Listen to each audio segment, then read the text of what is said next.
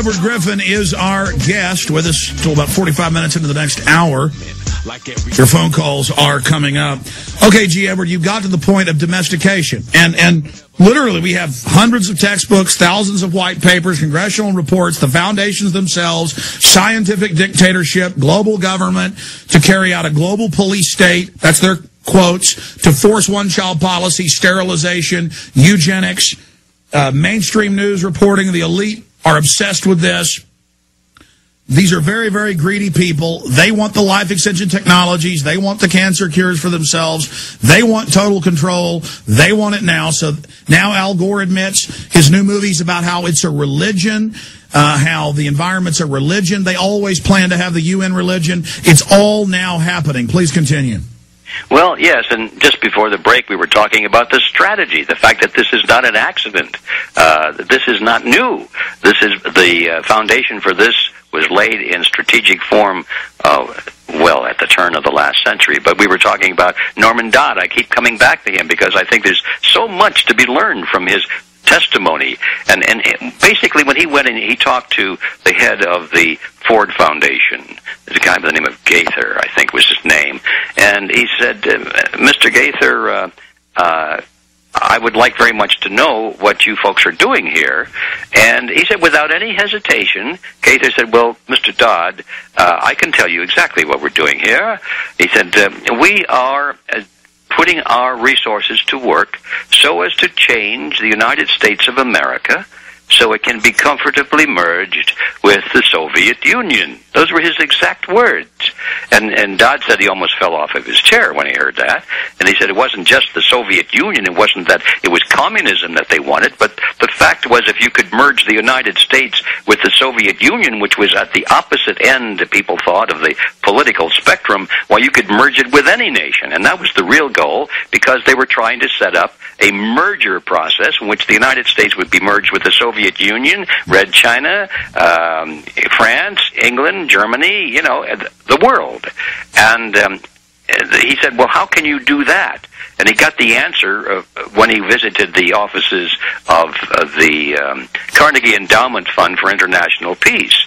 He said, you can take a look at our minute books, and you can see what we do here. And the answer came, here's the answer, the strategy that I'm finally building to. They said, the American people will never surrender their affinity to their legal system, their customs, their traditions, you know, none of that. The people are in America are different, and they'll never give up any of that unless they're frightened into it. If they thought that it was necessary in order to survive, then they will give up everything, because survival is the most basic instinct of all human beings. And so therefore, if you're going to change life in the United States so it can be comfortably merged with the Soviet Union and any other totalitarian system in the world, you must make the United States a totalitarian system. And the way to do that is to scare the people by getting them embroiled into wars. And this is the amazing part. The Carnegie Endowment Fund for Peace then plotted to get the United States into World War I and to prolong it. And they said, if you can get the American people into war and be afraid of their survival, they will accept a totalitarian government. So let's be clear. It is on record, in the congressional record, the foundations admit they started World War I and World War II to get the UN and the world government. Now, into the fourth and final hour, G. Edward Griffin is our guest. Thank you for joining us. He's breaking down the embryonic development of this world government that is to be captained and controlled and piloted by a handful of ultra-rich elite families intermarried with the royalty of Europe. The Rothschilds, the Rockefellers, all the usual names. And you can ignore G. Edward Griffin 30, 40, 50 years ago when he had all the documents. People can say, oh, you know, I'm not going to look at those. But now it's openly being announced. G. Edward Griffin, please continue, and then let's get into why they're now announcing it, what that means in the current situation. What does it signify that they're now emerging and admitting that it's going to be a private world government that has complete control over every facet of our lives, no Bill of Rights, no Constitution, no parental rights, children to be raised in government dormitories. I mean, just hell is being announced.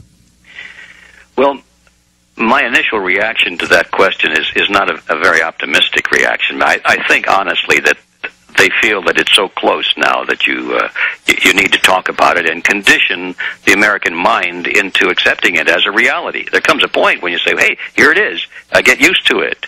And I think they've come to that phase in the historical development that they're telling us just to get used to it.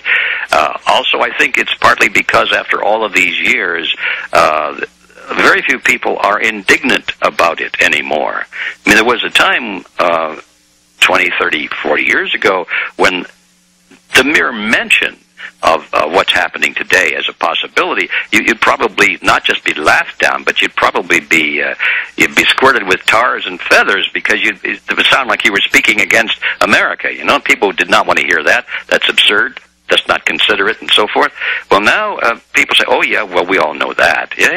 Well, we've had to give up our freedom in order to protect ourselves against the Nazis in World War II, and now we've had to give up more freedom to protect ourselves against the terrorists in World War III. And yes, we have to give up our freedom to protect ourselves against swine flu, and we have to give up our freedom in order to protect ourselves against an economic collapse." And all that formula that they talked about in those days keeps coming to haunt us, is that everybody's afraid of this, that, and the other thing, and each time they think about their fear, they give up more freedom, and so now they're kind of conditioned to this idea. Well, yeah, we did that. We did it consciously, and here we are, and now what's next? I think more people are more concerned today with knowing what's next than being indignant about what's now. There's a capitulation, a broke-backed, just giving in to whatever happens and really going along with it. But there is a larger and larger minority that is awake and is upset. But going back to what you said before the break, that in their own documents, and I had a high school teacher that talked about this, in their own Carnegie documents, clearly that's one of the central foundations, the center of the spoke of the Rockefeller Foundation. From all my research, you can add to that if you'd like. But that they created these wars and financed the boogeymen, the Saddam Husseins, the Bin Ladens, the Hitlers, the Mussolinis, the Lenins. And it's in mainline history, but just not popularly advertised that this is what they did. And now they're making humanity the enemy, as the CFR and Club of Rome documents have stated in the last 10 years. They openly admit the environmental movement's fake. They openly admit that that's a pretext to make everyone an enemy, everyone someone bad that the government has to come after, and that terrorism makes everyone a potential enemy, and the flu, anyone could have it. So, I mean, this is tyranny. This is how America dies. Well, there's no question about it. I guess I haven't seen them openly admit this so much, but they certainly are talking about it as though it's a fait accompli. It's already here, so we don't have to sell anybody on the idea. Hey, it's already happened, folks. You know, get used to it. I think. What do you mean you don't see them openly? I mean, the CFR reports Ban Ki-moon in the New York Times 2 weeks ago saying global government. Al Gore saying global government, saying that the IMF will be the new bank of the world we pay carbon taxes to.